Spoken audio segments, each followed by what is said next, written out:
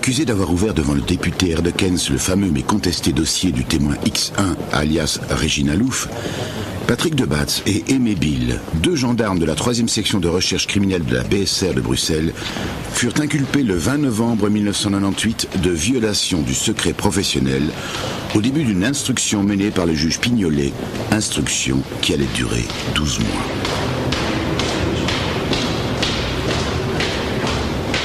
Cette instruction trouvera son épilogue devant la chambre du Conseil de Bruxelles. Le 28 octobre 1999, la décision tombe. Il n'y a pas lieu de poursuivre. C'est fini, c'est non-lieu. Non-lieu. Tout ça pour rien. Monsieur Debatz, soulagé? Soulagé, oui. Enfin, il y a un peu de justice qui est rendue. C'est bon. 3 mois plus tard, le 20 janvier 2000, les mêmes gendarmes Bill et Debatz ont de nouveau rendez-vous à la chambre du Conseil de Bruxelles avec leur avocat.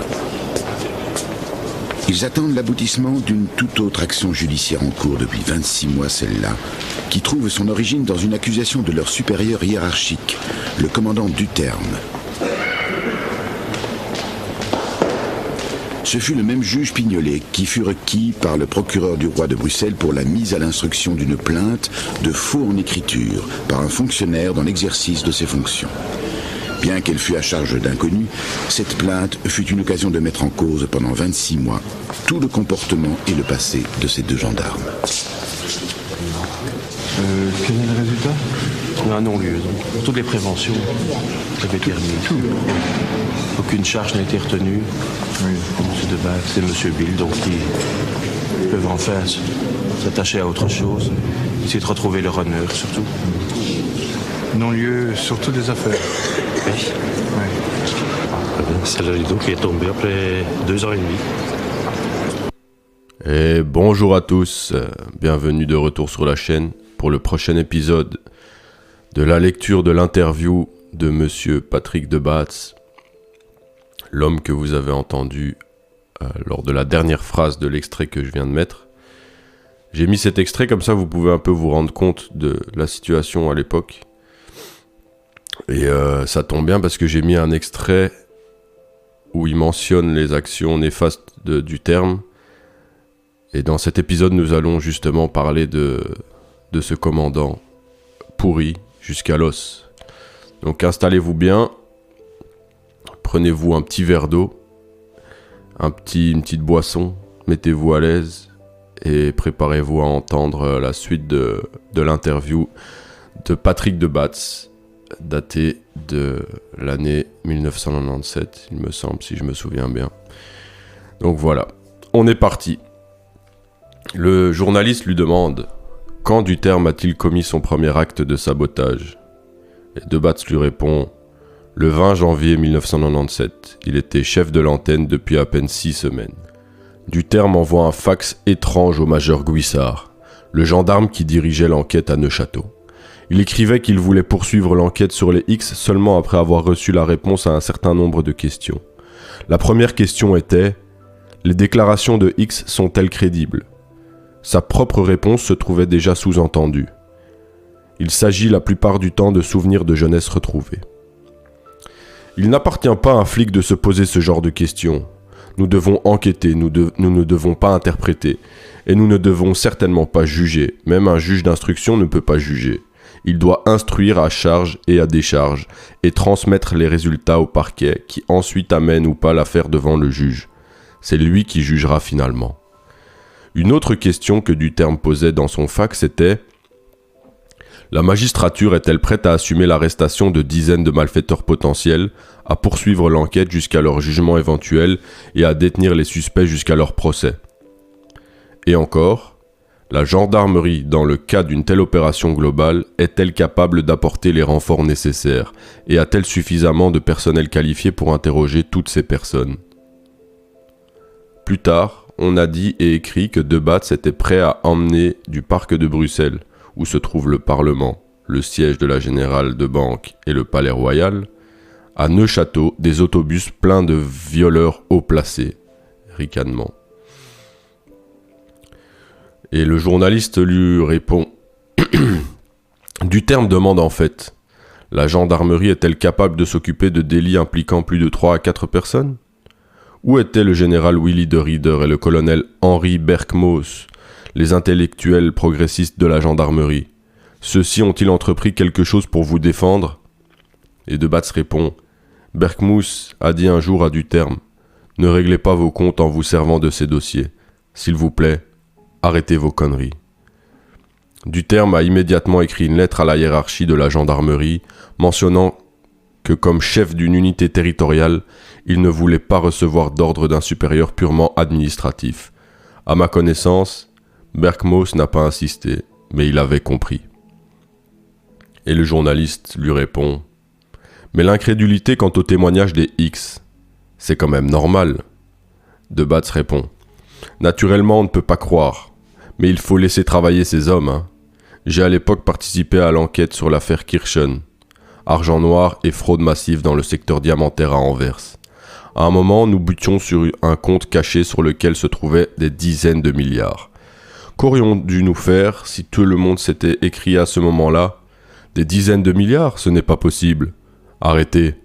On renferme tout et retour à Bruxelles. Le juge d'instruction était déjà revenu une fois d'Anvers en disant qu'il n'y avait rien chez Kirchen & Co. Kirchen était le plus grand sponsor du Parti libéral, le PVV. Le dirigeant de Kirchen, Hilaire Belen, faisait partie du comité financier du parti, de même que le gourou Willy de Klerk. Il n'y avait pas de juge d'instruction plus bleu que Guy Bellemans.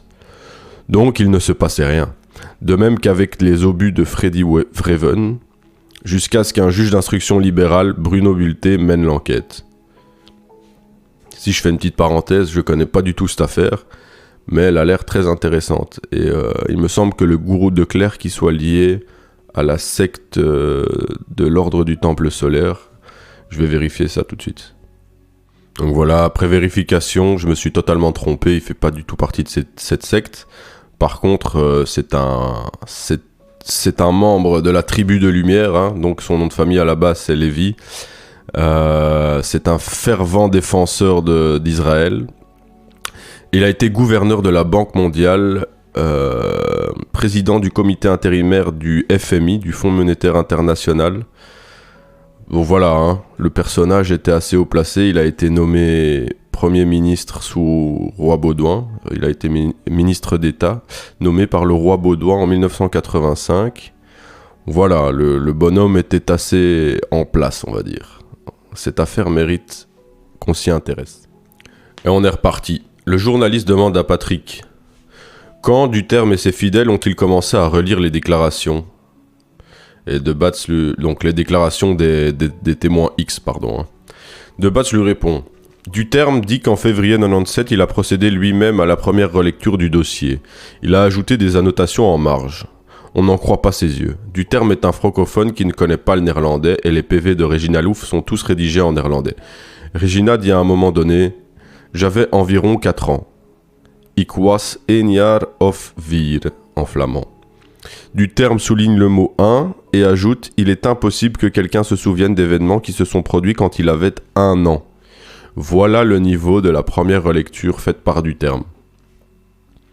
Une deuxième relecture a eu lieu par des enquêteurs dirigés par un collègue de la gendarmerie, Baudouin d'Hernicourt. Mais cette équipe avait été désignée par Duterme lui-même. Il travaillait aussi sur base des annotations de Duterme et il n'osait naturellement pas contredire leur chef. Le résultat est tout aussi hilarant que celui de la première relecture. Le rapport du 2 juillet 97 a été établi sur base de cette deuxième relecture. Ce fameux rapport a été transmis au juge d'instruction Jean-Claude Van Espen et Jacques Langlois. Il a fait l'objet de fuites, probablement du parquet de Bruxelles vers VTM, la chaîne de télévision flamande, et de là vers le reste de la presse. Les journalistes de VTM, Farouk Ozgounes et Jeroen Wils, reconnaîtront par la suite que la magistrate de confiance Paul Sommers leur avait donné à voir, en toute confidence, ce rapport confidentiel. Sur la première page de ce rapport, on trouve déjà 3 faux en écriture. Ensuite, on fabriqua même des PV dans lesquels les mots Regina Louf étaient transformés. Les mots de Regina Louf étaient transformés. Un de ces PV parut textuellement dans l'hebdomadaire Knack du 3 juin. En le lisant, je devais admettre moi-même, De Batz pose vraiment des questions très suggestives. Entre parenthèses, il rit, soupire, puis se tait. Tous les moyens étaient bons. Le journaliste réplique. Nous sommes alors en été 97, la fin approche. Et De Batz lui répond. Oui, le 20 juin, le juge d'instruction Van Espen, la magistrate Paul Somers, le commandant Duterme, son adjoint Jean-Luc Decker et les relecteurs Philippe Pourbet et Baudouin d'Hernicourt tiennent une réunion secrète au cours de laquelle il est décidé que Van Espen va dresser une lettre au commandant de la gendarmerie pour se plaindre de moi et de mon équipe. Le 22 juin, Van Espen écrit la lettre qui arrivera à la gendarmerie le 24 juin.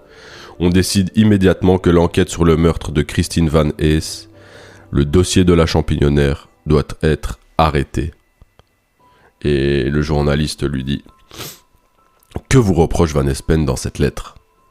De Batz rétorque « Mon nom n'y apparaît même pas. Van Espen m'a déclaré plus tard qu'il n'avait rien pu écrire à mon sujet. Cet homme a mené avec moi ses meilleures enquêtes. Il me connaît par cœur, et je pensais le connaître. » Dans sa lettre du 22 juin, il s'en prend à des membres de l'antenne de Neufchâteau. Et il nous reproche grosso modo 3 choses. Que nous aurions mené une enquête parallèle avec le conseiller Étienne Maric, que nous aurions retenu des informations, et que nous aurions mal accompli certains devoirs qu'il nous avait demandés. Et le journaliste lui dit « Comment Van Espen pouvait-il vous reprocher d'avoir travaillé avec Maric ? Ce magistrat travaillait pour la commission d'enquête Verwilgen. S'il vous demandait quelque chose, vous étiez quand même obligé de répondre. » Et De Batz dit « Quelqu'un avait envoyé une lettre au président de la commission du Trou, Verwilgen, au sujet des liens supposés entre Michel Nioul et l'ex-premier ministre Paul van den Boeynants. Le conseiller Maric m'a demandé si je voulais mener une enquête préparatoire sur l'auteur de la lettre, qui il était, s'il était fiable, etc. J'ai fait les contrôles administratifs normaux et j'en ai transmis le résultat à Maric. Il s'agissait de l'exploitant d'une boîte de nuit où Nioul se rendait régulièrement. En mai 97, Maric auditionna le bonhomme. Après cela, il me téléphona et me dit que ça pouvait être intéressant pour nous de parler avec ce monsieur. Son témoignage concernait une affaire que VDB et Nioul auraient réalisée ensemble, du trafic de cigarettes de Bulgarie vers l'Italie en passant par la Belgique. Je fais une petite parenthèse sur monsieur VDB, monsieur Van den Boeynants. Il est connu pour avoir été inculpé de 57 chefs d'inculpation dans les années 80. Il a été jugé coupable d'avoir détourné plus de 3 millions de francs, il me semble. Mais bon, il avait pas mal de contacts, donc il a écopé seulement d'une amende de 13 000 $. Je sais pas pourquoi la somme dans l'info que j'ai vue était en dollars, il me semble. Ou 13 000 francs, enfin 13 000 euros, je sais pas, bref. Un truc ridicule, une somme vraiment ridicule comparée à ce qu'il avait volé. Et l'enquête avait mis à jour que ces petites affaires, ces petites fraudes s'étalaient sur une période de 20 ans. Et il a eu seulement une amende et du sursis, donc il n'a pas mis un seul pied en prison. Voilà. Sans compter qu'il est cité par les témoins X pour avoir fait divers sévices. Il est cité régulièrement aussi dans les tueries du Brabant. Bref, cet homme-là mérite aussi qu'on s'y attarde, mais ce sera pour une autre fois. Je continue. Le journaliste lui dit « VDB a toujours eu de très bons contacts commerciaux dans les pays de l'Est. » Et De Batz lui dit « Il s'agissait de fausses Marlboro qui arrivaient de Bulgarie, étaient planquées quelque part à Ternat, cachées dans des balles de coton et ensuite exportées vers l'Italie. D'après le témoin, VDB était le commanditaire du trafic. À un moment donné, le transporteur s'est fait arrêter à la frontière italienne. Et qui négocia avec la douane ? Nioul. Le transporteur a été laissé en liberté. J'ai recommencé à enquêter sur cette affaire et j'ai constaté que ce dossier existait bel et bien. L'affaire avait été traitée à l'époque par la brigade de recherche de la douane de Bruxelles. Il y a même eu des arrestations, mais elles n'ont touché que des intermédiaires. Quel était l'intérêt potentiel de cette affaire pour moi ? Régina Louf parlait d'événements dans les années 70 dans lesquels des politiciens bruxellois auraient été impliqués. Cela pouvait être l'illustration du fait que Nioul et VDB étaient déjà dans la course. Mais Philippe Deleuze, l'ex-beau-frère de Van Espen, apparut aussi dans cette histoire, donc vous devinez la suite. Je fais une petite parenthèse sur Philippe Deleuze. Il a aussi été inculpé pour plusieurs fraudes, donc c'est aussi un espèce de mafieux politique, voilà, bon. Pour ceux qui veulent s'intéresser, il y a pas mal d'infos sur internet. Je continue. Le journaliste dit: la lettre de Van Espen signifiait la fin de l'enquête Christine Vannès. Mais elle annonçait aussi votre éloignement de l'antenne de Neuchâteau et de la BSR. Et De Batz répond: le 1er juillet 97, le juge d'instruction de Neuchâteau, Jacques Langlois, rédige une apostille, un ordre de relire les déclarations des témoins X. Il y mentionne expressément que les déclarations ne peuvent pas être relues par ceux qui ont procédé aux interrogatoires. Je ne peux donc pas relire X1, mais je pourrais relire X2. Langlois ne m'écarte pas de l'enquête, mais le commandant du terme ne l'a pas compris ainsi. Le 20 août 97, il décide d'éliminer mon équipe et l'équipe de l'enquête. Il en informe par lettre le procureur Michel Bourlet et le juge d'instruction Langlois. Bourlet informe immédiatement par lettre Langlois qu'il n'est pas d'accord. Plus tard, il dira qu'il a dû céder à une forme de chantage de la part du commandant de la BSR de Bruxelles pour écarter certaines personnes de l'enquête. Mais Duterme n'en est pas troublé pour autant, et la hiérarchie de la gendarmerie le couvre. Le 26 août 97, le chef de la BSR de Bruxelles, Jean-Marie Brabant, confirme ma mise à l'écart dans une note à Bourlet et Langlois. Mais comme ils ne sont pas tout à fait sûrs que Bourlet et Langlois vont accepter cela, Duterme dépose le même jour une plainte contre moi pour faux en écriture par fonctionnaire dans l'exercice de ses fonctions. Ils font immédiatement ouvrir un dossier au parquet, et voilà. Ils ont une raison de me jeter.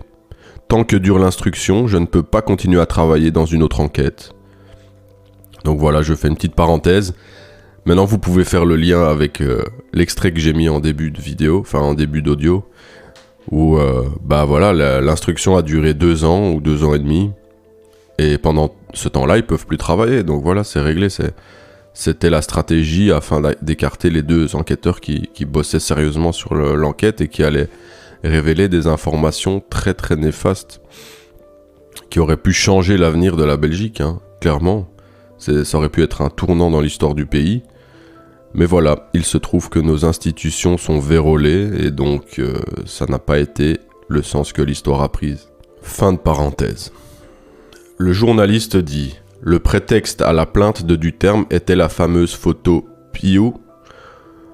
Regina n'aurait pas reconnu Christine Vannès parmi une série de photos qui lui étaient présentées. Elle aurait désigné une autre jeune fille comme étant Christine Vannès. Et vous ne l'auriez pas mentionné dans votre procès verbal. Vous vouliez cacher cela au magistrat. Et Patrick répond: le 6 décembre 96, un procès verbal est dressé par Philippe Huppé. Dans ce procès verbal se trouve ce qu'il faut. Que Pio n'est pas Christine Vannès. Le PV est remis par porteur au juge d'instruction Langlois à Neuchâteau le 10 décembre et le 29 décembre il est remis au parquet de Bruxelles, au magistrat Paul Sommers.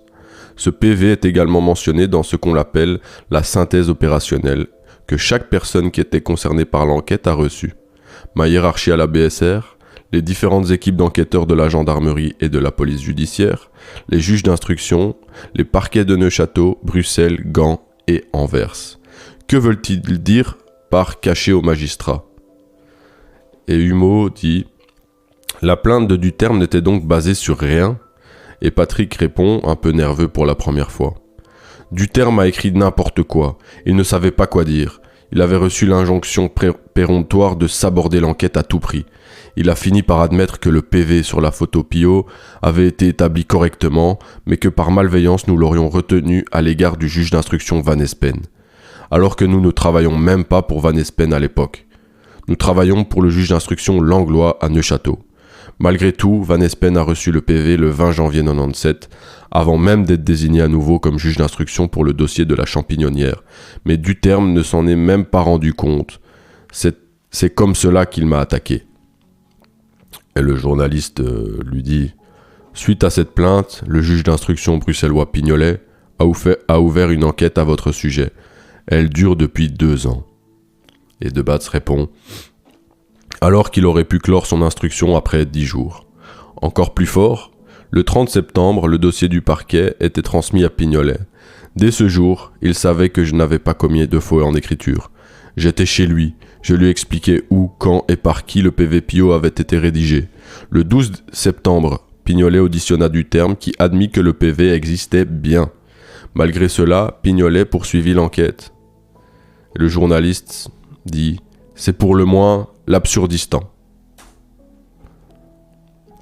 Et voilà, on va s'arrêter ici pour aujourd'hui, puisque ça fait déjà 20 minutes. Merci d'avoir écouté jusqu'ici. Et à dimanche prochain pour la suite. On peut se poser la question de savoir pourquoi vous avez été écarté. Ah, ça c'est une bonne question. Le juge d'instruction Pignonnet nous l'a demandé déjà plusieurs fois aussi. Il n'y a encore personne qui sait nous dire pourquoi, ni ce qu'on a fait, pourquoi on est ici, ni pourquoi on a été écarté. Il n'y a personne qui sait le dire. Mais vous allez continuer à poser la question. Ah oui, mais nous on doit savoir. Ça, on ne peut pas rien savoir. Pourquoi on a été écarté? Ça, c'est évident.